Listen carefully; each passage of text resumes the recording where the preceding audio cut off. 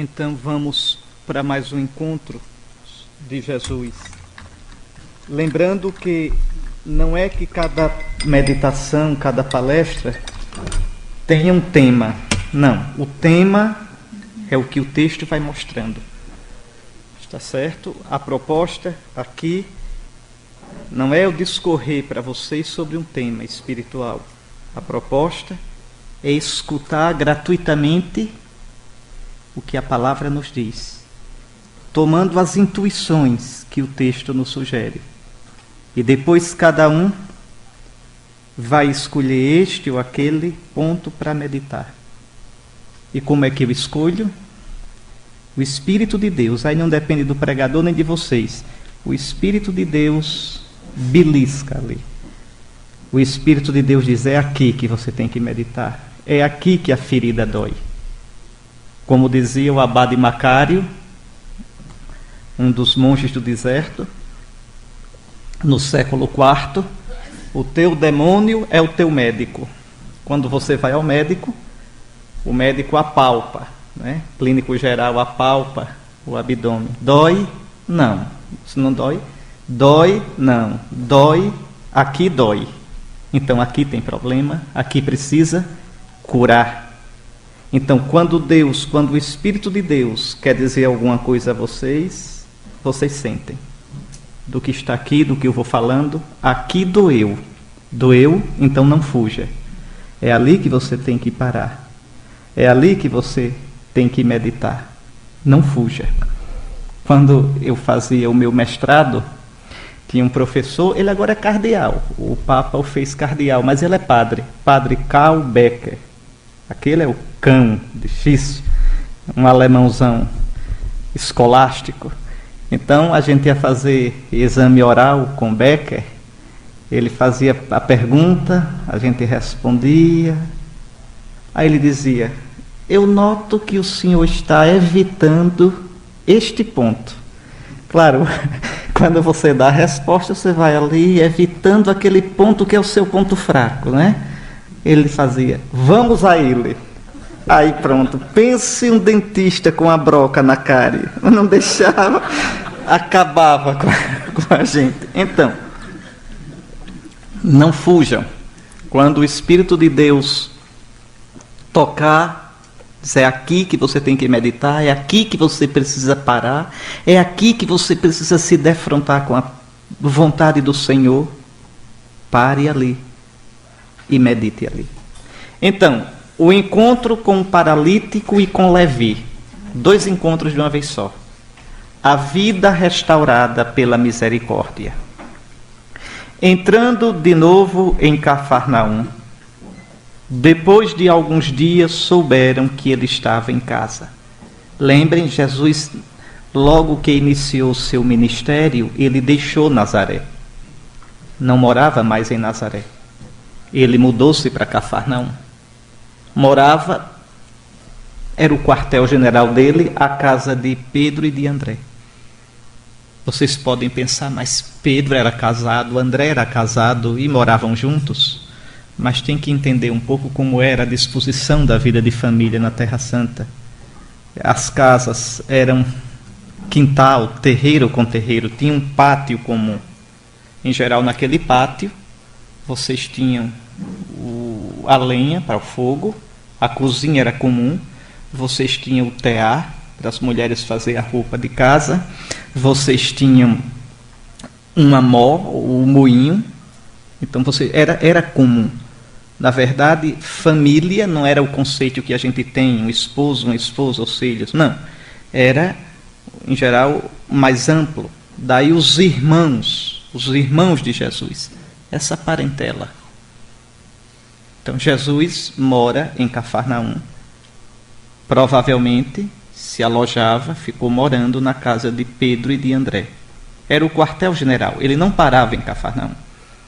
Jesus era um pregador, era um rabi itinerante, mas o quartel-general era Cafarnaum. E por que Cafarnaum? Nazaré fica nas montanhas, isolada. Cafarnaum, apesar de não ser, naquela época, hoje só tem as ruínas, naquela época, apesar de não ser uma cidade grande, mas era à beira-mar. Então ali havia mares que ligavam o Egito a Damasco e ao norte. Ali passavam mercadores, soldados, cambistas. Então, ali era mais fácil anunciar. Jesus então se estabelece em Cafarnaum. Vejam, souberam que ele estava em casa. E tantos foram os que se aglomeraram, que já não havia lugar nem à porta. E anunciava-lhes a palavra. Vieram trazer-lhe um paralítico transportado por 4 homens. E como não pudessem aproximar-se por causa da multidão, abriram o teto à altura do lugar onde ele se encontrava. E tendo feito um buraco, baixaram o leito em que jazia o paralítico. Os tetos das casas da Terra Santa eram os varais com lama e palha, barro seco e palha. Como não chove muito na Terra Santa, não tem perigo de derreter aquele teto lá. Então era fácil abrir, era fácil. Hoje, o Frei Bagatti, um franciscano, ele escavando em Cafarnaum, descobriu a casa de Pedro. E descobriu precisamente esta sala. Esta sala. Eles construíram uma capela, quem já foi à Terra Santa sabe disso, bem interessante, ela é suspensa. Aqui está, imagine, os alicerces da casa de Pedro, né? E construíram uma capela alta, ela é sobre colunas, e a gente dentro da capela, o chão é aberto, tem um vidro, e você vê a sala onde Jesus estava. Ou seja, você vê um pouco como aqueles 4 viram, lá de cima e embaixo, onde Jesus estava. Ali, de certeza, Jesus esteve ali, naquele lugar, nesta sala. Pois bem, e como não pudessem aproximar-se por causa da multidão, abriram o teto à altura do lugar onde ele se encontrava. E tendo feito um buraco, baixaram o leito em que jazia o paralítico. Jesus, vendo sua fé, disse ao paralítico: Filho, os teus pecados estão perdoados. Ora, alguns dos escribas que lá estavam sentados refletiam em seus corações: Por que está falando assim? Ele blasfema. Quem pode perdoar pecados a não ser Deus? Jesus imediatamente percebeu em seu espírito o que pensavam em seu íntimo. E disse: Por que pensais assim em vossos corações? O que é mais fácil dizer ao paralítico: Os teus pecados estão perdoados, ou dizer: Levanta-te, toma o teu leito e anda? Pois bem, para que saibais que o Filho do Homem tem poder de perdoar pecados na terra, eu te ordeno, disse ao paralítico: Levanta-te, toma o teu leito e vai para a tua casa. O paralítico levantou-se e imediatamente, carregando o leito, saiu diante de todos. De sorte que ficaram admirados e glorificaram a Deus, dizendo: Nunca vimos coisa igual. E tornou a sair para a beira-mar, e toda a multidão ia até ele, e ele os ensinava. Ao passar, viu Levi, o filho de Alfeu, sentado na coletoria, e disse-lhe: Segue-me. Ele se levantou e o seguiu. Aconteceu que, estando à mesa em casa de Levi, muitos publicanos e pecadores também estavam com Jesus e os seus discípulos, pois eram muitos que o seguiam. Os escribas e os fariseus, vendo-o comer com os pecadores e os publicanos, diziam aos discípulos dele que ele come com os publicanos e pecadores.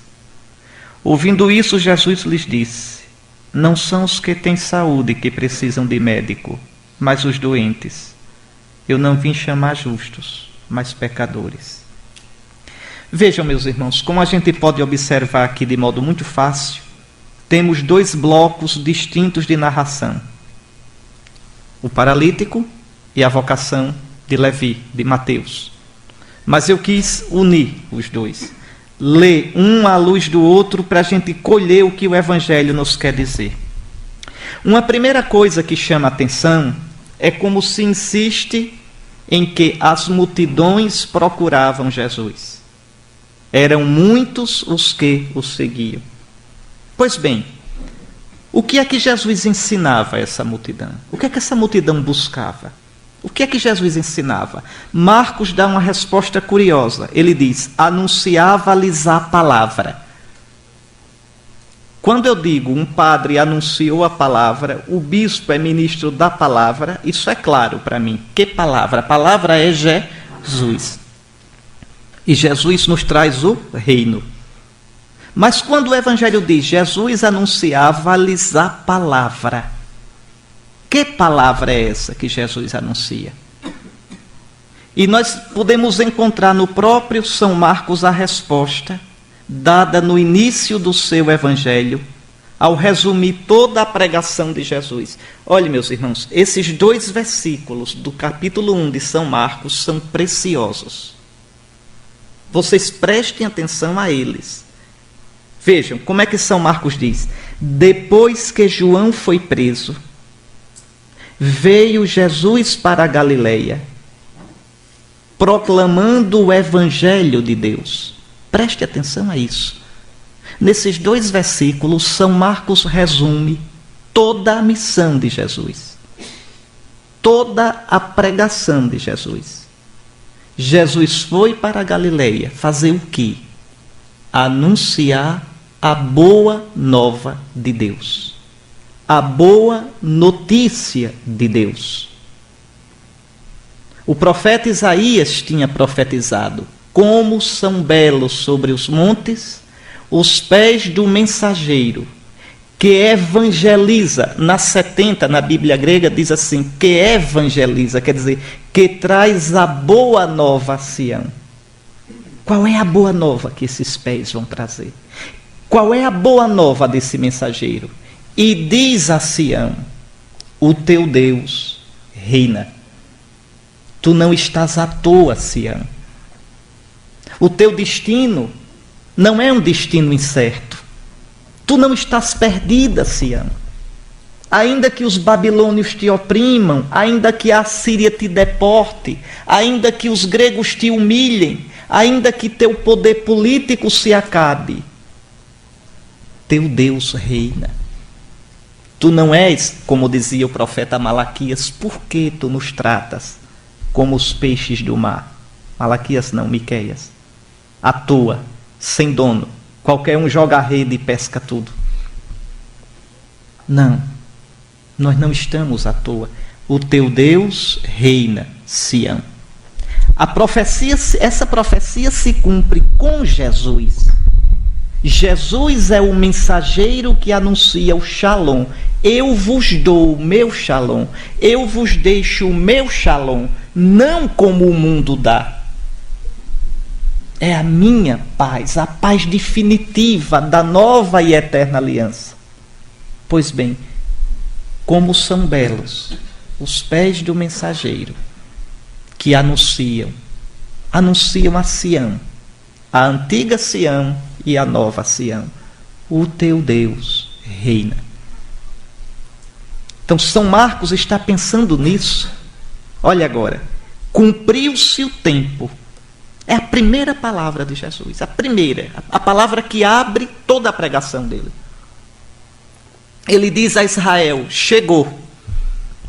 O que o Deus havia prometido, o que os profetas haviam anunciado, chegou. O tempo chegou. Cumpriu-se o tempo. O reino de Deus aproximou-se. Esse está próximo tem 2 sentidos. Tem o sentido que aproximou-se, chegou, e tem o sentido que está próximo de se manifestar plenamente. Tem um já e um ainda não. Nós cristãos vivemos pendurados entre um já e um ainda não. A vida todinha vai ser assim. Já temos o Cristo. Já temos a salvação. Nós podemos tocá-lo. Nós o escutamos. No entanto, ainda não em plenitude. No entanto, ele ainda nos foge entre os dedos. No entanto, ainda sofremos tantas vezes, sentindo a ausência dele. A igreja, a esposa amada, tem de dizer todo dia, cutucada, sustentada, impelida pelo Espírito: Maranatá, vem, vem, Senhor. Vem, meu esposo querido. Ele vem e nós vamos ao encontro dele. Porque ele nos atrai com o seu Espírito, nos atrai e nos impulsiona com o seu Espírito. Então vejam, o reino aproximou-se. O reino está próximo. Jesus é o reino, eu já expliquei isso a vocês. Não esqueça. Querem ver o reino acontecendo? Olhem Jesus. Nele o Pai reinou totalmente, a tal ponto que ele diz a Filipe: quem me vê, vê o Pai. Vê o Pai porque eu deixo totalmente que o Pai realize em mim a vontade dele. Eu vivo para o Pai. Minha vontade é fazer, meu alimento é fazer a vontade do Pai. Em mim o Pai reinou totalmente. É interessante quando Jesus está para ir para a cruz, a frase que ele diz: o mundo saberá que eu amo o Pai. Veja o que é a cruz para Jesus. É primeiramente uma prova de amor ao Pai. O mundo saberá até onde eu amo o Pai. Até onde eu me abandono nas mãos do Pai. Até onde eu confio no Pai. O mundo saberá. Então ali naquela cruz não tem mais palavra. Não tem mais promessa de amor.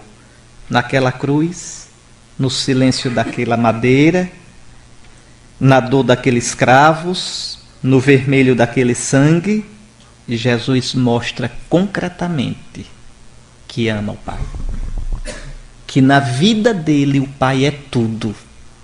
O Pai reina. Então veja, com Jesus o reino de Deus se aproxima.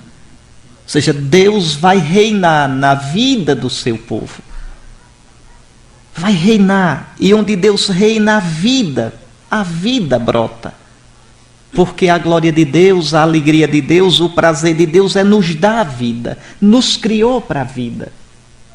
Agora, aquilo que eu dizia na missa, eu volto a dizer: cuidado com essa palavra vida.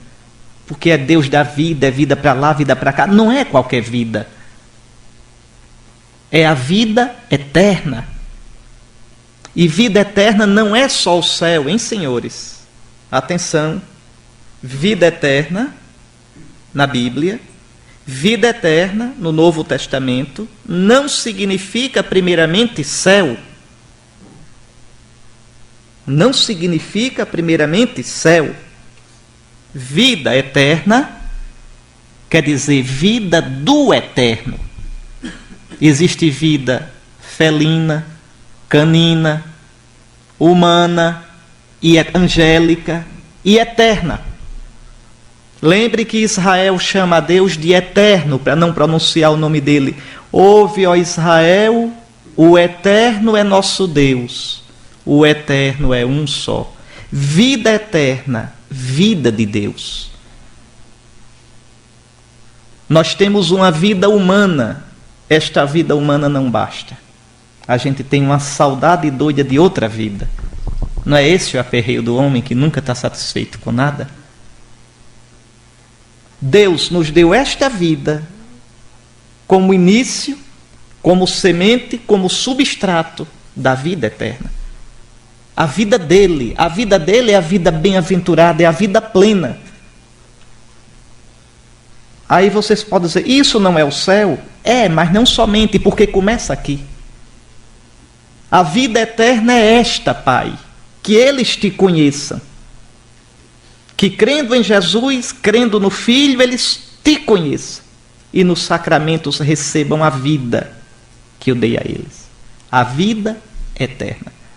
Por exemplo, no final do discurso sobre o pão da vida, João 6, Jesus diz: quem come deste pão viverá eternamente. Algumas traduções da Bíblia diz para sempre. Está errado. Não é para sempre. E não é a mesma coisa? Não. Viver para sempre, eu posso viver no inferno. Viver para sempre, a nossa alma viverá mesmo condenada. Jesus não diz viverá para sempre.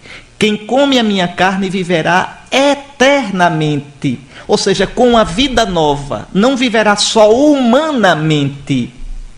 Viverá com a vida divina. Viverá com a vida que eu vou dar. A vida eterna. Na Eucaristia a gente come a vida eterna. Por isso ele diz, quem come a minha carne tem, verbo presente, a vida eterna. Come a vida eterna. E eu o ressuscitarei, futuro, no último dia. Então, vida eterna é mais que o céu. A vida eterna começa agora, a vida de Deus, que só Jesus nos pode dar. Então, veja, cumpriu-se o tempo. O reino se aproximou. Eu trago para vocês o reino. Meu Deus, o Deus de Abraão, de Isaac e de Jacó, vai reinar. E aí vem, convertei-vos e crede neste evangelho. Crede nesta boa notícia. Esse é o resumo de tudo que Jesus veio fazer. A cruz, a morte dele, a ressurreição, é para nos dar essa vida. Para nos dar essa vida. Mas eu não vou entrar nisso, seria outro retiro. Vejam bem. Então Jesus anuncia isso. A palavra que Jesus anuncia é o evangelho, a boa notícia que Deus envia. Cumpriram-se os tempos e todas as promessas de Deus, todas as esperanças de Israel iriam se realizar agora com a vinda dele, do Filho. O reinado de Deus está próximo. Em Jesus, Deus vem reinar sobre o seu povo. Deus vem mostrar todo o seu amor e sua misericórdia. Com Jesus, Israel vai experimentar que Deus, o Eterno, o Santo, o Altíssimo, não é somente Deus, mas é acima de tudo Deus e Pai de nosso Senhor Jesus Cristo. Aqui, aquilo que eu explicava ontem, repito, aprofundo para vocês. Chegou o reinado de Deus, mas de qual Deus? Aí, aqui está a novidade. Jesus diz, é o Deus de Israel, mas esse Deus de Israel é o meu Abá, é o meu papai. Isso os judeus jamais podiam imaginar. No Antigo Testamento, quando se chama a Deus de pai, é de modo metafórico. Por exemplo, um judeu nunca diz meu pai a Deus. Quando raramente um judeu diz pai a Deus, é nosso pai, é o pai de Israel. Mas meu pai, essa dimensão de filiação no sentido estrito, o judeu até o Antigo Testamento não gosta disso, porque para o Antigo Testamento isso parece paganismo. Os pagãos falavam em heróis, semideuses, filhos de deuses. A mitologia grega está cheia disso. O faraó era considerado filho de Deus. Então, para um judeu, isso não. Deus é santo, é o outro, diferente. Tanto que, para um judeu, o que Jesus diz é uma coisa impressionante. Esse Deus é o meu, e não diz só pai, diz Abá, é o meu papai. E aqui, atenção, Jesus não diz nosso pai, é o meu. É só dele. Está aí uma coisa que Jesus não reparte com ninguém. É o meu pai. Vocês nunca vão encontrar na Escritura Jesus dizendo nosso pai. Vocês podem dizer, e o Pai Nosso? Não. No Pai Nosso, Jesus diz, quando orardes, vós, quando orardes, dizei, Pai Nosso. Quer dizer, eu estou fora. Veja como ele diz em João, subo ao meu Pai e vosso Pai. É diferente. Porque é o meu Pai e eu vos dou o meu espírito de filho, também agora é vosso Pai. Porque é o meu Deus de um modo totalmente diferente e eu vos dou o meu espírito é também o vosso Deus, de um modo diferente. Então, o anúncio do reino está indissoluvelmente unido ao anúncio da paternidade de Deus. É o meu Pai, eu vim dele, eu o conheço. Eu o conheço. Veja, e se vós me seguirdes, se crerdes em mim, recebereis o meu espírito de filho, e podereis no meu espírito dizer: Abá, Pai, Papai. Isso é o reino. Estão vendo que o reino está ligado à imagem do Pai? E está vendo por que é que o reino está ligado à cruz? Porque Jesus tem que morrer para receber do Pai o Espírito de ressurreição, o Espírito Santo, e esse Espírito ele nos dá nos sacramentos da igreja. Por que é que a liturgia é central na vida cristã? Porque nos dá o Espírito pelo qual Cristo, a obra de salvação de Cristo entra na nossa vida. É tudo ligado, não tem...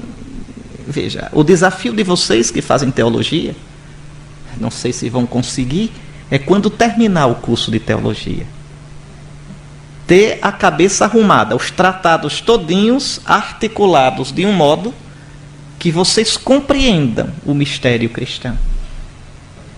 O que é que a liturgia tem a ver com a dogmática, com a eclesiologia, com a cristologia, com a trindade, com a moral, com a escatologia. O cristianismo é muito simples, simples demais. A ideia básica, o problema é que às vezes a gente não entende nem a ideia básica. Aí fica com um bocado de informação, mas sem saber onde encaixa. Então, o centro, o núcleo do Evangelho é o anúncio do reinado de Deus. E o Deus é aquele que São Paulo, na carta aos Efésios, chama o Deus e Pai de nosso Senhor Jesus Cristo. Então, o reino chegou. E esse Deus, veja, eu tenho uma boa notícia. É o meu Pai. É o Abá, é o Papai.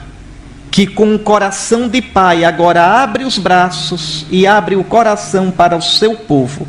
O que era que Jesus queria? Quando Jesus começa a pregação dele, o que é que ele esperava?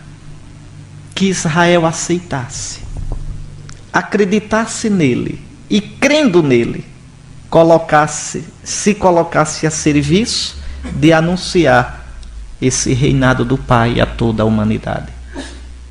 Mas Israel não aceita. É fechado demais.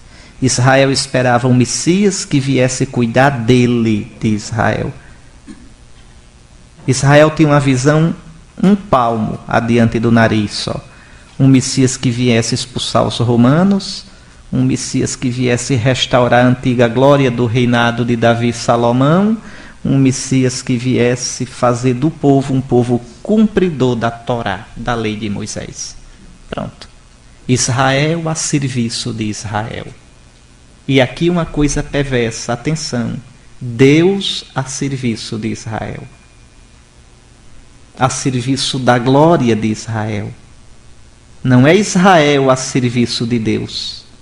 Não é Israel a serviço da glória de Deus. Israel esqueceu a vocação dele. Para que foi que Deus chamou nosso pai Abraão? Para fazer dele um povo? Verdade. Para dar a esse povo uma terra? Verdade. E para que isso? Para que através de ti todos os povos da terra sejam abençoados. Israel esqueceu que a vocação dele é a serviço da salvação da humanidade. Dos pagãos. Depois Israel vai chamar os pagãos de cães. Esses cães pagãos. Vejam, quando Israel foi chamado a serviço da nossa salvação, é o que São Paulo vai dizer nos capítulos, e agora? Cabeça 8, 9 e 10, se não me engano. Não, 9, 10 e 11. 9, 10 e 11 da carta aos Romanos. São Paulo apresenta a situação de Israel e mostra que o ser de Israel é em função da nossa salvação. E aqui o perigo dos senhores e o meu de esquecer que a minha vocação não é para mim. O Senhor não me chama para mim, o Senhor me chama para a humanidade, para os irmãos, para a igreja. Aí os senhores chegam na paróquia, quando forem padres, e batem assim na mesa e diz: aqui quem manda sou eu, a paróquia é minha. Errou. A paróquia é de Cristo e o rebanho é de Cristo e você é servo. Recebeu o Espírito de Cristo para dirigir, para pastorear, dando a vida, não estropiando as ovelhas. Ah, mas eu recebi o Espírito Santo na ordenação e eu tenho autoridade para decidir. Muito bem. E esses outros receberam o Espírito Santo no batismo e na crisma? São João diz: recebestes a unção do Santo. E, portanto, se você crê, padre, se você não quer pecar contra o Espírito Santo, padre, escute os outros. Você não é obrigado a seguir a maioria, que a igreja não é democracia. Você não é obrigado a concordar com a maioria, mas você é obrigado a escutar o conselho paroquial, escutar os membros mais sábios da comunidade. Tem aquela senhora que eu vejo que é piedosa, tem aquele senhor que é tão dedicado, aquele outro. Escutar, como quem não quer nada, perguntar: o que você acha disso na paróquia? Escutar e rezar. E depois, diante de Deus, decidir, mas tendo ouvido. Faze tudo com conselho e não te arrependerás, diz a Escritura. E diz também: há caminhos que parecem bons aos homens e vão dar no fundo dos infernos. Vejam, então nós não somos chamados, como Israel não foi chamado para si. Quando o Santo Padre João Paulo II ordenou aqueles lá no Maracanã, em 1981, na homilia ele disse: este dom é dado a vós, mas não é para vós. É para a igreja, é para o mundo. Eu não sou padre para mim. Eu não sou bispo para mim. Eu sou padre, eu sou bispo para a humanidade, para a salvação do mundo. É muito triste quando um padre chega na paróquia pensando que é o dono da paróquia. Hoje é uma coisa triste isso na igreja. É uma vergonha. Porque com a crise que nós estamos vivendo, com tantas linhas desalinhadas, cada um se sente o Papa de Roma, então muda-se um padre na paróquia, o povo treme. Porque diz: meu Deus, e agora quem vem? Será que a gente vai ter que mudar a religião? Cada padre parece com uma religião diferente. Mas isso acaba com a igreja. Isso acaba com a fé do povo. Acaba. Não é para a gente ser igualzinho. Nós somos pessoas. Mas tem que ter uma banda larga, mas tem que andar dentro dessa banda. Tem que andar dentro dessa banda. Não é para todo mundo ser igualzinho. É normal que na igreja existam sensibilidades diferentes. Sempre foi assim. Nem se iluda. Quem acha que a igreja sempre foi monolítica não sabe teologia nem história da igreja. Tire logo o cavalo da chuva. Existem uns mitos interessantes hoje em dia. Sempre houve disputa de escola teológica.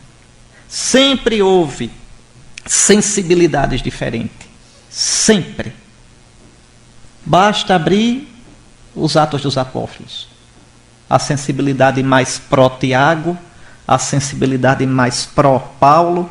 Pedro fica no meio tentando ajeitar, ainda leva um coice de São Paulo, por causa da questão de Antioquia, que ali São Pedro não estava fingindo, não. São Pedro, coitado, exatamente pela função que tem de ser sinal de unidade, tenta né? Mas Paulo e Tiago não eram fáceis.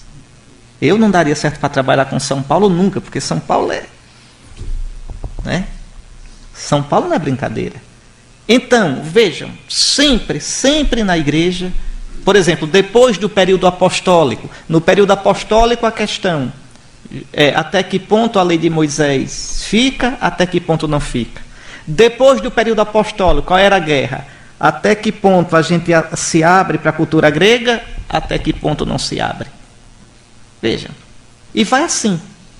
Depois que o cristianismo é aceito pelo império, até que ponto a gente se abre para o império, participa, até que ponto não participa. E assim vai. Enquanto a igreja caminhar na história, a igreja é um povo peregrino. Peregrino. Não tem jeito. A história caminha. O pensamento evolui. E a gente tem que ter a certeza, porque Cristo prometeu. Escutem, não tenham medo não. Nós não estamos sozinhos. O Espírito de Cristo, Cristo preside a sua igreja. O Espírito de Cristo nos guia. Quem tem ouvidos, ouça o que o Espírito diz à igreja. No Apocalipse diz as igrejas, são 7, porque 7 quer dizer plenitude, a igreja toda. Então, colocar-se à escuta. Então, não é? A gente, veja, deve ter uma banda larga, eu repito, numa diocese, não é? Que há sensibilidades diferentes, as pessoas não se sintam oprimidas, despersonalizadas. Um bispo não pode despersonalizar as pessoas. Ele não é Deus, ele é só o bispo. É o que preside no lugar de Deus, mas não é Deus. Então, mas por outro lado, deve ter uma disciplina, porque senão o povo endoida. Chega um e diz, é assim, padre. Aí aquele padre é transferido, depois que o povo já pegou o jeito do padre, chegou outro e diz, não é nada assim, é assado. Acaba com a fé do povo. Aí o bispo diz, não, nem é assim, nem é assado. É dentro dessa banda larga. Pode ter variação? Pode. Mas que acabe com a fé do povo? Não. Vamos juntos como presbitério, em união com o bispo, é traçar o caminho pastoral.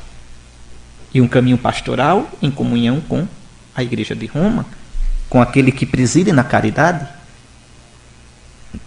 Então, vejam, o ministério não é para a gente. Esse é o pecado de Israel. Bom, tem aqui uns pontos para meditar, mas eu vou pulando. Então, qual é o problema? Qual é a dificuldade de acolher o reino de Deus? Eu já expliquei ontem. É porque a gente é quem quer reinar na nossa vida. Por isso Jesus diz, olha, cumpriu-se o tempo, o reino aproximou-se, convertei-vos. Ou melhor, primeiro, crede nesse evangelho.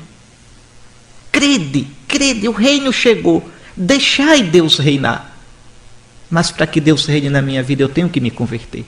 O pessoal da renovação, quem veio da renovação aqui,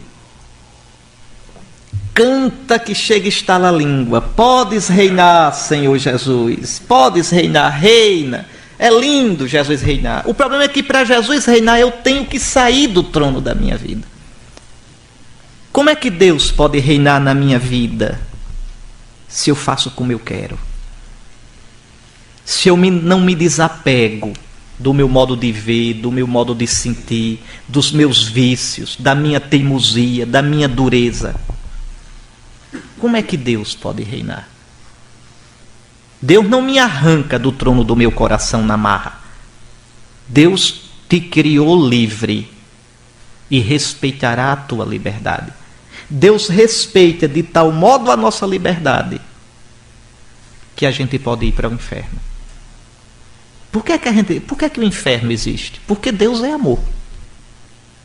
O inferno existe, primeiro, porque Deus não só criou coisas, mas criou liberdades. O que é mais? Criar 1000 galáxias ou criar um caboquinho assim? Um caboquinho livre. que não tem nem tamanho, é capaz de dizer, eu não te aceito. Vejam, a maior manifestação do poder de Deus não é criar coisas, é criar liberdade. É criar um ser que pode lhe dizer sim e pode lhe dizer não. Deus, ao nos criar livres, quis correr o risco de receber o nosso não. Nos criou livres para que nós lhe digamos sim. Mas para que o meu sim seja verdadeiro, eu tenho que ter o espaço também para dizer não. E Deus respeita esse não. Porque se não respeitar, a liberdade é só um faz de conta. Vamos supor que eu fizesse da minha vida um não a Deus. Que eu vá dizendo não com os meus atos a Deus. Deus não pode no final dizer, não, o bichinho é tão bonzinho, deixa para lá, faz de conta que ele disse sim a vida toda. Se Deus fizesse isso, a nossa liberdade não seria real. Seria só um faz de conta, uma brincadeira. Não, meus irmãos. O meu sim e o meu não plantam o meu destino eterno. O meu sim e o meu não a Deus vão me formando neste mundo e são a matéria-prima para a minha eternidade. O inferno existe porque eu posso dizer não a Deus e Deus respeitará o meu não. O inferno existe porque Deus me ama tanto que não passa por cima nunca da minha liberdade. O inferno existe porque Deus respeita o meu não. E se eu lhe disser um não, que é para sempre, Ele respeitará. Quem ama, leva a sério. Amar é levar a sério o sim e o não do outro, a liberdade do outro. Não sufoca, não. Quero que tu sejas. Quero que tu tenha o teu espaço para exprimir-te na vida. Então, Deus não nos arrancará do trono do coração na marra. Não. Você a cada dia, aquilo que eu disse ontem, veja, o reino Jesus trouxe. E o reino um dia vai se manifestar com toda a glória quando Cristo nossa vida aparecer. Mas o reino pode morrer em você. A cada dia você pode dar espaço para o reino ou sufocar o reino em você. Olhem as 7 parábolas do reino em Mateus 13. O reino é tão forte e tão fraquinho, como um grão de mostarda, como uma semente que pode ser sufocada. É tão fraco que os passarinhos podem levar do seu coração. Então, o reino vai triunfar no mundo, mas não é garantido que o reino vai triunfar do seu coração. O que é ser santo? Ser santo é acolher o reino na sua vida. Todos os santos disseram isso. Reina, Senhor, na minha vida. É isso a santidade. É isso, esse anúncio de Jesus. Não são duas coisas, não mudou o assunto, é o mesmo. Por que é que o santo é a cara de Cristo? Todo santo é a imagem de Cristo. Porque todo santo aprendeu a atitude de Cristo. Pai, seja feita a tua vontade. Como dizia Santa Maria Eufrásia, vontade do meu Deus, tu és o meu paraíso. Então, meus irmãos, aqui há necessidade de uma disciplina espiritual para a gente. Ontem eu dizia a vocês, a vida espiritual ela só é robusta com a mística e a ascese. Cristianismo não é uma coisa triste, patética. O cristianismo é uma novidade. Só que é novidade, não folia. É novidade, não leviandade. A nossa alegria, a nossa certeza, a nossa felicidade é a certeza, a alegria, a felicidade daqueles que foram libertos do pecado por Cristo e fazem um trabalho para abrir-se para a graça de Deus. Sabe qual é todo o nosso trabalho como cristãos? Não atrapalhar a graça de Deus. Quem faz tudo é a graça. O problema é que a gente atrapalha. A gente não precisaria, olha, para ser salvo, olha que beleza, olha como Deus é bom. Para a gente ser salvo, não precisaria fazer nada. Porque a salvação é presente de Deus, é dom de Deus. Para a gente ser salvo, a gente só precisa uma coisa: não atrapalhar a graça de Deus. O problema é que a gente atrapalha o tempo todo. A gente diz, né? Toma a tua direção. Vá, Jesus, tomar a direção para ver uma coisa. Faz feito conta, eu não conheci, né? O grande bispo que marcou a arquidiocese de Natal, Dom Marcolino, né? Era um baiano que passou muito tempo, foi o grande, ainda hoje o arcebispo de Natal, a alegria dele é usar o báculo que foi de Dom Marcolino. E Dom Marcolino depois ficou cego. E ele ia no carro, o José, as histórias, a gente sabe até o nome, o José dirigindo e Dom Marcolino atrás, cego. Aí Dom Marcolino dizia, dobre à direita, dobre à esquerda. Aí o José dizia, mas Dom Marcolino, o senhor não está cego? Ele dizia, perdi a vista, mas não perdi a visão. Em frente. Então vejam como é difícil a gente dar a direção. Está vendo? E a mesma coisa a gente quer fazer com Deus. A gente quer fazer com Deus. Né? A gente diz, toma tu a direção. É verdade? Deus pode, meu irmão, mesmo pegar a direção da sua vida? Está pronto? Quando ele pegar o volante e der uma acelerada daquelas, um cavalo de pau, um rabo de arraia, está pronto para aguentar? Der uma freada brusca, confie nele. É isso que Jesus propõe.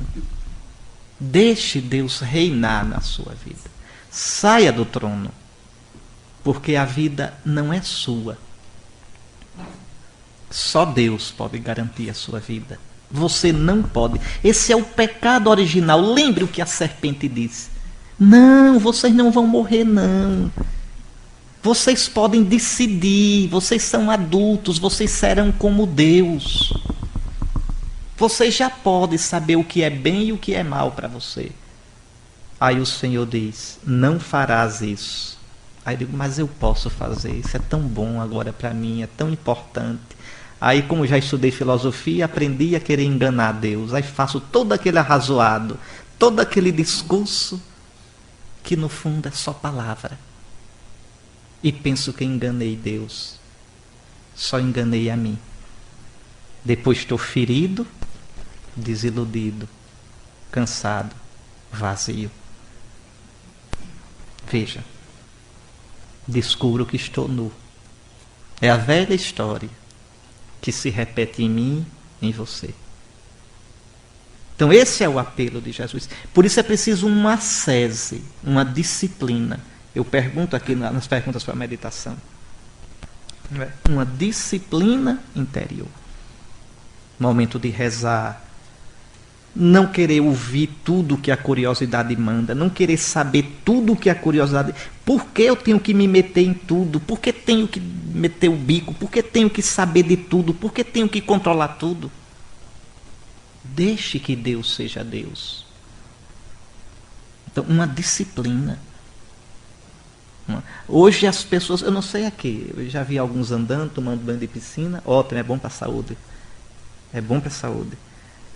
Mas existe lá fora no mundo uma verdadeira mania hoje, né, de malhar. Né? Aí passam os meninos, as meninas com a moringuinha d'água, a toalha. Antigamente ia para a igreja toda tarde, agora não, é para a academia toda tarde. Não é? Malham o corpo. Mas nunca o homem teve o coração tão fora de forma como agora, porque não malha a vontade, não malha, né, para adquirir esses valores, formar o caráter. Um caráter, veja, a gente para ser cristão de verdade, para ser padre, um bom padre tem que primeiramente malhar a dimensão humana nossa. Meu caráter. Depois a dimensão cristã. Aí eu serei um bom padre. Não adianta querer construir um teto lindo sem alicerce. Sem alicerce. Todos nós temos um temperamento. Todo temperamento tem aspectos positivos e negativos. Todos, todos. Por exemplo, uma pessoa extrovertida, que beleza, é fácil de comunicação, mas tem a tendência a ser superficial. Tem a tendência.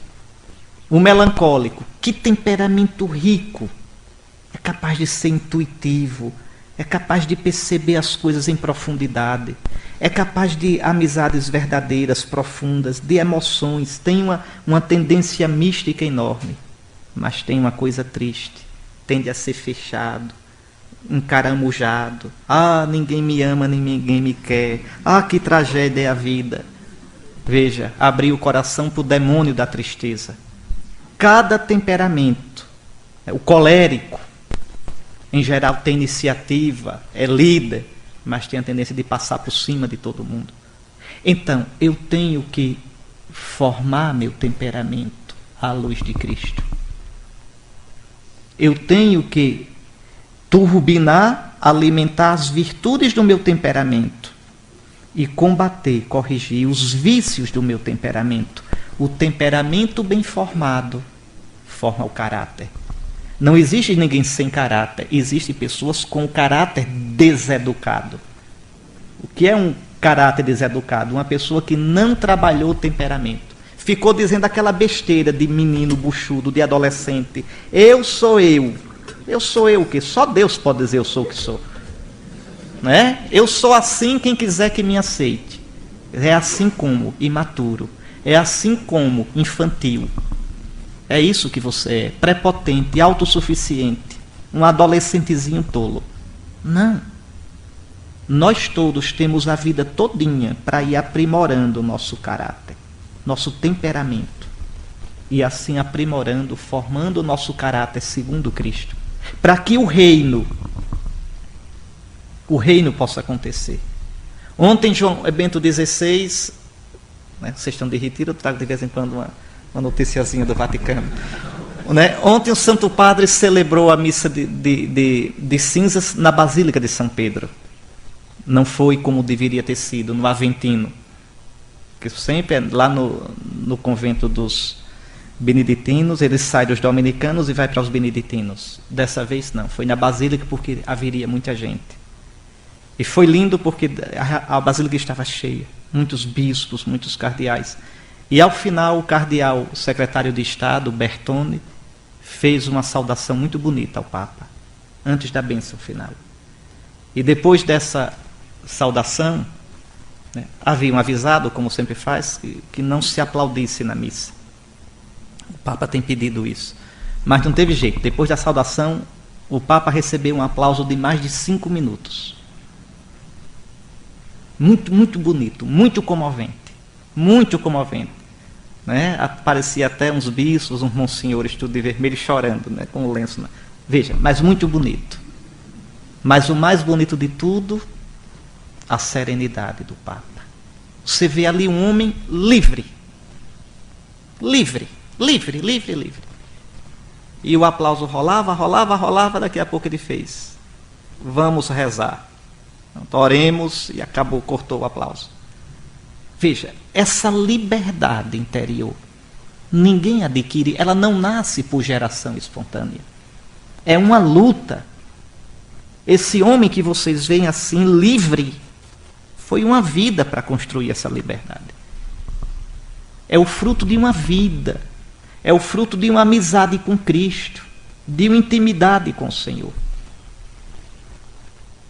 Se esse homem, né, o cardeal Bertone disse uma coisa linda, linda porque é verdadeira. Disse: santidade, obrigado, porque nesses 8 anos o Senhor Deus deu Deus ao mundo e o mundo a Deus. E pode olhar, Bento XVI foi Papa para falar de Deus o tempo todo, para colocar Deus no centro, como João Batista. Então essa liberdade de deixar que Deus seja, que Cristo seja, que Cristo apareça. Isso nós não conseguiremos na nossa vida se a gente não sair do trono. E a gente não vai sair do trono da vida da gente se a gente não se esforçar.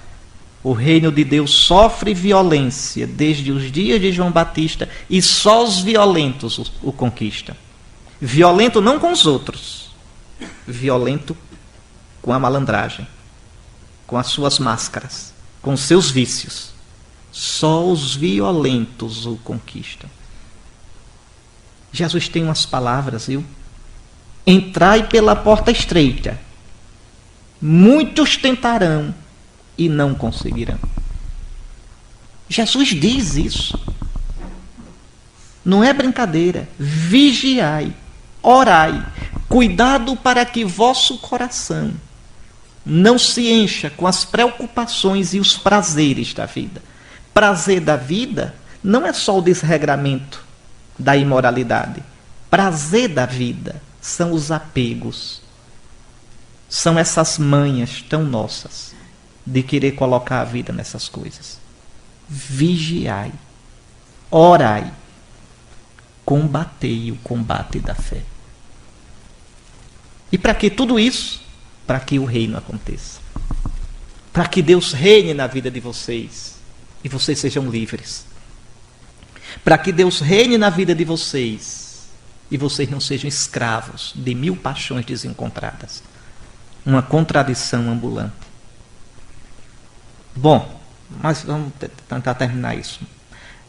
Esses homens descem. 4 homens descem um paralítico. E o Evangelho diz que Jesus, vendo a fé de quem? Daqueles 4. Curou o paralítico. Eu não vou ler aqui não, senão não termino hoje. Vou andar mais depressa. Veja, Jesus cura o paralítico por causa da fé daqueles 4. Aqui tem uma mensagem importante. A salvação, ela é pessoal, mas não é individual. A minha relação com Deus é pessoal, mas não é isolada. É no nós da igreja, da comunidade. Veja, Deus quando quis salvar a humanidade, e a Lumen Gentium recorda isso, Deus quando quis salvar a humanidade, formou um povo. Esse povo, que é o povo de Israel, era imagem, preparação para o verdadeiro povo, o povo definitivo, a igreja. Deus, senhores, não fez aliança com vocês, nem comigo. Deus não fez aliança comigo. A aliança é com a igreja. É o povo da nova e eterna aliança. É a igreja que Deus falou hoje de manhã. Veja, nossos irmãos no Ambão, solenemente, como Esdras,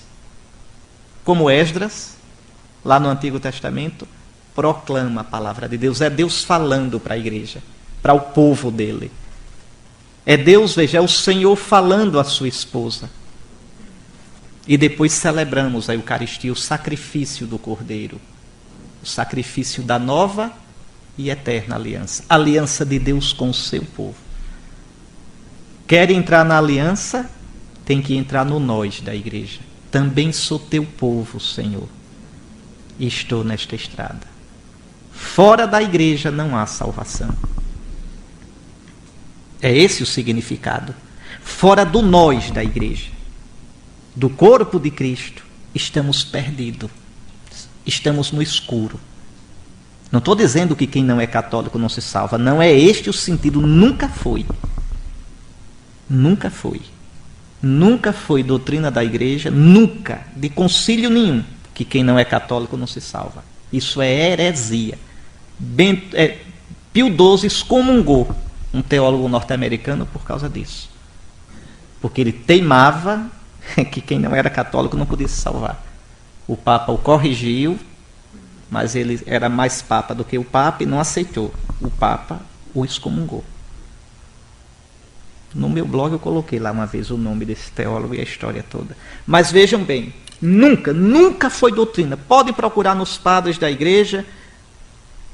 Nunca foi doutrina que quem não é católico não se salva. A doutrina é que fora da igreja não há salvação. E não é a mesma coisa, não, senhores. A doutrina é que fora da mediação de Cristo, e Cristo é cabeça da igreja, então também fora da igreja, que é corpo de Cristo, não tem salvação para a humanidade. Toda salvação só é possível porque Cristo se fez homem e porque a igreja, que é corpo e esposa de Cristo, é ministra da salvação. Olhe na missa. Por quem é que a gente reza na missa? A gente reza na missa pelos vivos, pelos mortos, por aqueles cuja fé só vós conheceis. A gente reza pelos nossos irmãos e por todos os outros que adormeceram em Cristo. A igreja é ministra da salvação para todos. Cuidado, viu, novo Israel, para não cair no erro do antigo, de olhar para o próprio umbigo e pensar: a salvação é só para nós. Nós somos ministros da salvação. O desejo de Deus é que todo mundo crê em Cristo. O desejo de Deus, isso aí vocês não tenham medo nem vergonha de dizer. O desejo de Deus é que todo mundo, conhecendo Cristo, seja batizado e entre na sua igreja. E a igreja de Cristo é a igreja católica, em comunhão com o sucessor de Pedro e os bispos em comunhão com ele. Ponto e basta, o resto é conversa mole. Esse é o desejo de Deus. Mas esse povo de Deus é um povo sacerdotal, é um povo que intercede, reza, pede pela salvação do mundo inteiro. Do mundo inteiro. Não é dizer: Senhor, olha, eles não são católicos, manda tudo para o inferno, mostra a tua justiça. Jesus vai dizer: vocês não sabem de que Espírito Santo. Igual ali a João e Tiago, os Boanerges, que queriam mandar fogo do céu sobre os samaritanos. Então vejam, a igreja existe para a salvação do mundo. Então a igreja é o lugar da salvação. É a comunidade, o povo que Deus reuniu. O povo que Deus, sem merecimento nenhum, agraciou, redimiu em Cristo.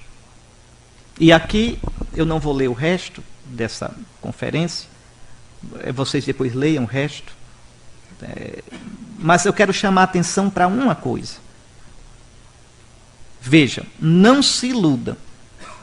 Se querem encontrar Cristo de verdade, não o Cristo da cabeça de vocês, não uma ilusão, vocês o encontrarão no nós da igreja. Na igreja católica. Fora da igreja vocês encontram o Cristo da cabeça de vocês, do tamanho de vocês, feito à imagem e semelhança de vocês. Um Cristo bonzinho, mansinho, bestinha, que diz amém para tudo o que vocês querem. O Cristo verdadeiro que incomoda, o Cristo verdadeiro que diz: isso não pode, isso não é lícito. O Cristo verdadeiro que nos converte é o Cristo crido, adorado e anunciado pela igreja. Pela igreja. Outra coisa importante compreender: esta igreja não existe nas nuvens. Esta igreja não é a Basílica de São Pedro. O católico tem o cacoete de quando pensa igreja, pensa logo na Basílica de São Pedro. Não! A igreja, olha a igreja aqui reunida, a igreja tem cara, tem cheiro. Veja. E muda o rosto e o cheiro, dependendo da região. Tá certo? A igreja de Cristo não é nas nuvens. Cristo não é o homem desencarnado, é o Deus encarnado. Atenção para isso. Quando eu digo no credo, creio na igreja. Creio na igreja. É essa aqui. E é difícil crer, viu? É difícil. É difícil crer em Deus. É mais difícil crer que Cristo é Deus. E difícil mesmo é crer na igreja. É por isso que eu digo: eu creio. Eu creio. Porque simplesmente com os olhos da carne eu não vejo. Eu vejo aquele que é chato, aquele que é fofoqueiro, aquele que é intolerante, aquele que é ganancioso, aquele que é carreirista, aquele que tem vida dupla. E isso é a igreja? É. Ou crê nessa, ou não tem outra para crer. Por exemplo, a igreja para vocês que estão neste seminário, qual é? É esta. Ou vocês creem que vocês são irmãos, que o amor de Cristo os uniu, porque irmão a gente não escolhe, a gente escolhe amigo. Irmão é Deus que dá. Pois bem, Cristo, o Senhor, lhes deu uns aos outros. Ou vocês creem que esta assembleia aqui é a igreja de Cristo e eu devo amá-la, devo reverenciá-la, devo edificá-la, ou, senhores, não tem outra igreja para crer? É a Cúria Romana a igreja? Não. São os bispos reunidos a igreja? Não. A igreja é a comunidade de cristãos onde ela estiver, unida a seus pastores, na escuta da santa palavra de Deus e celebrando os sacramentos, sobretudo a Eucaristia. Pode olhar que a igreja é isso. Sempre foi isso, será sempre isso. Então não é fácil crer na igreja. Agora prestem atenção, eu já vou terminar. Essa igreja, nosso Senhor, na sua misericórdia, veja, deixou algumas referências para nós todos. Nas igrejas particulares, o bispo, aquele que no dizer de Santo Inácio de Antioquia, preside no lugar de Deus. Veja, atenção aqui, viu, meninos? Vocês vão ter bispos que vocês vão dizer assim, que maravilha o meu bispo. E vão ter bispos que vão dizer, mas que desgraça esse bispo. Vejam, não interessa o nome do bispo, nem a linha do bispo, nem as doidices do bispo. É o bispo. É o bispo. Se for fácil o convívio com ele, graças a Deus. Se ele for um homem equilibrado, aprumado, Deus seja louvado. Se for um homem de fácil trato, que beleza.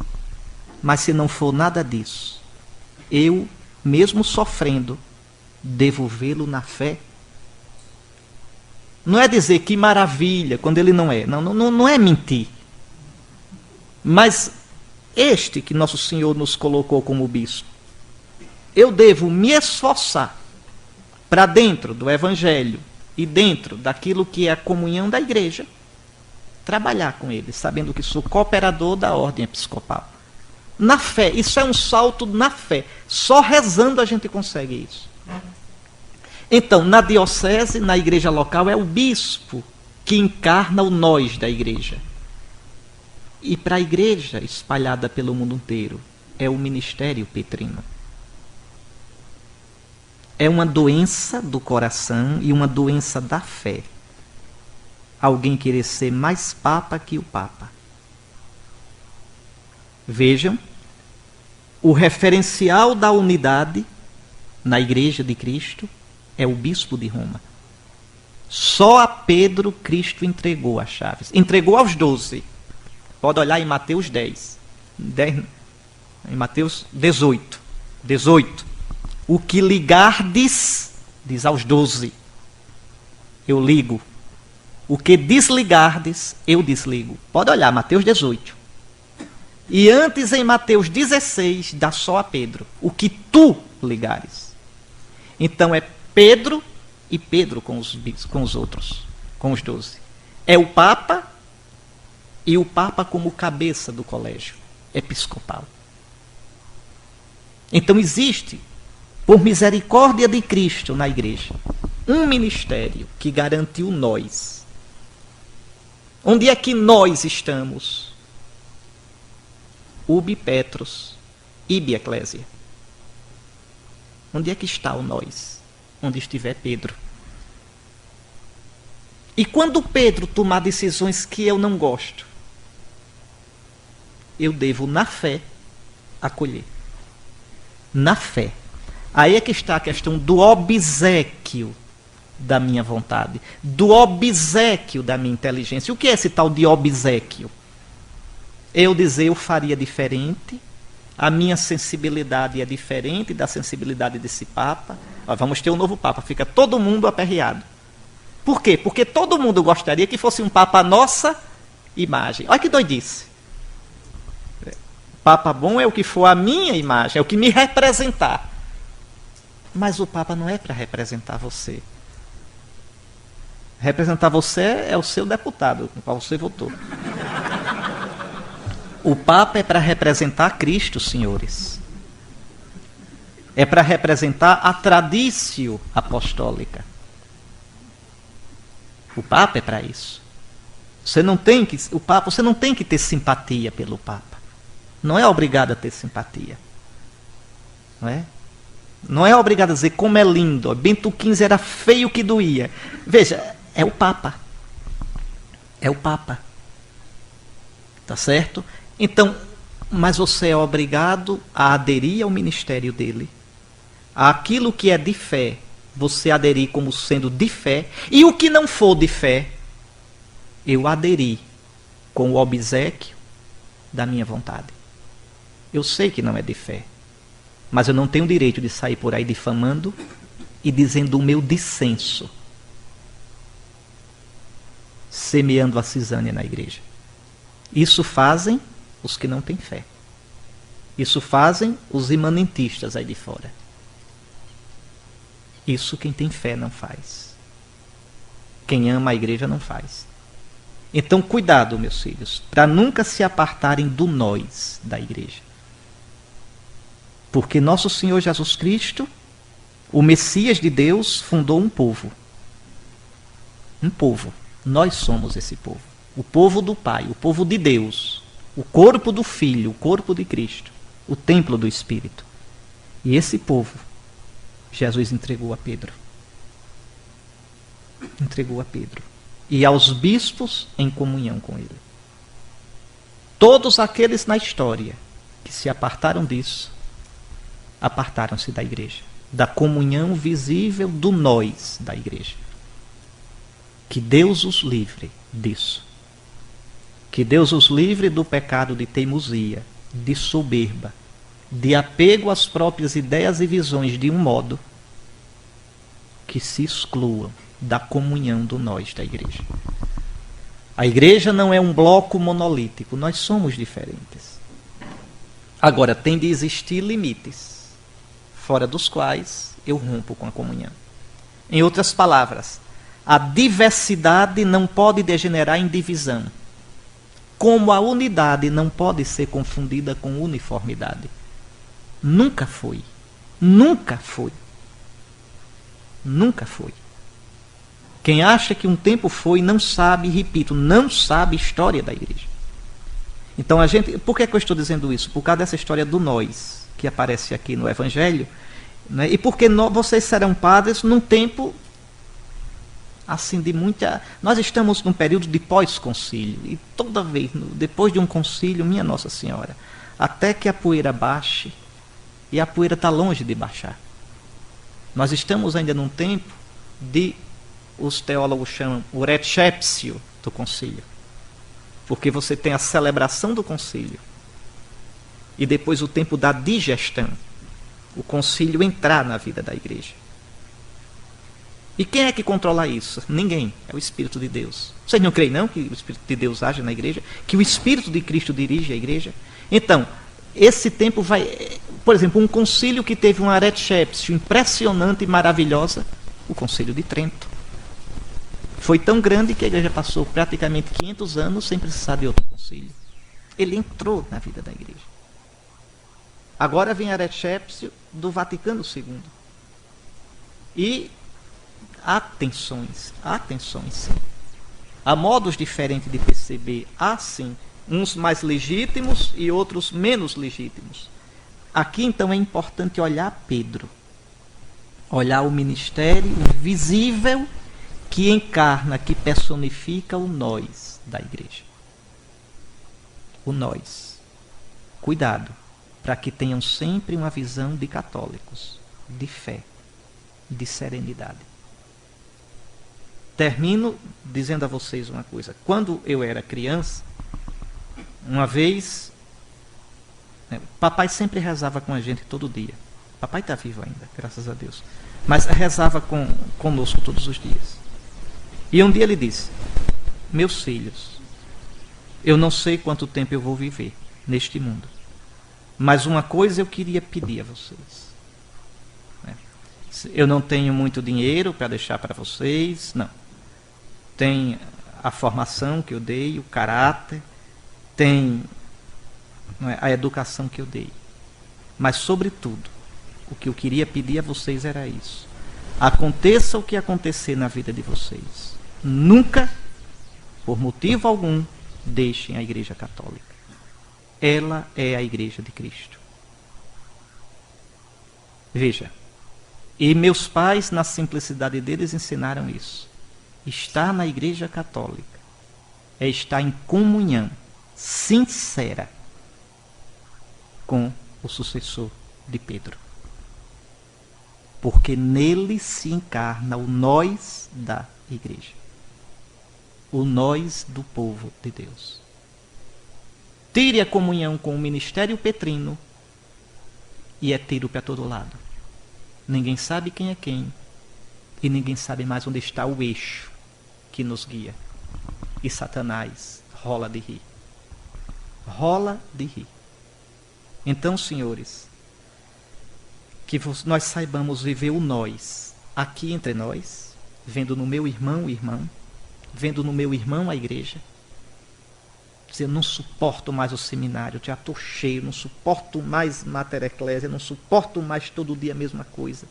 Pois é, reze, meu irmão. É esse nós, nesse nós, que a igreja se manifesta agora. É essa igreja que você deve amar, é nessa igreja que você deve escutar a vontade de Deus, é nessa igreja que você deve dizer o seu sim ao Senhor. Ou é essa, repito, ou não tem outra. Ah, mas aquela da parede do quadro com a basílica é tão bonita, a Basílica de São Pedro. É, mas ali não é a igreja. Sinto muito. Ali é só a Basílica de São Pedro. Que nem é a Cátedra de Pedro. Porque a cadeira de Pedro está no latrão. Ali é somente uma basílica sepulcral. Ou seja, é um grande túmulo, um grande monumento sobre o túmulo de Pedro. Então, vamos dar um jeito na cabeça da gente para colocar o foco no lugar certo. O nosso auxílio está no nome do Senhor.